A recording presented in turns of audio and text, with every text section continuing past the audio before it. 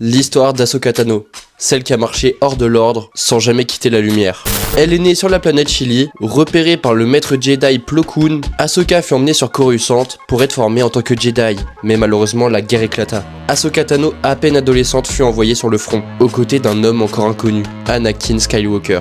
Et très vite elle s'imposa, combattante vive, audacieuse, imprévisible, son sabre brillait d'une lumière verte. Elle devint alors un symbole pour les clones qu'elle commandait, mais la guerre changea les êtres. Et le conseil Jedi, aveuglé par la politique, ne vit pas que le conseil mourrait petit à petit. Elle fut accusée à tort d'un attentat et a décidé de quitter l'ordre Jedi. Non pas par haine, mais parce qu'elle voyait beaucoup plus clairement que les autres, et c'est clairement l'une des forces d'Ahsoka. Pourtant elle revint, pas pour l'ordre, mais pour Anakin, pour les clones, pour mettre fin à la guerre. Elle mena la 332e compagnie au combat et survécut à l'ordre 66. Elle s'échappa, laissant derrière elle les sabres, les tombes et surtout le nom de Jedi. Des années passèrent et pourtant elle n'a jamais cessé de combattre. Sous le nom de Fulcrum, elle devient une informatrice pour l'Alliance Rebelle. C'est elle d'ailleurs qui guida l'équipage du Ghost et qui se retrouva nez à nez avec Dark Vador. Elle était incapable de le combattre et fut anéantie par le duel. Elle a été sauvée plus tard par Ezra Bridger dans le monde entre les mondes, et elle reparut bien plus tard, dans une galaxie où le premier ordre commençait petit à petit à monter. Elle traquait un nom,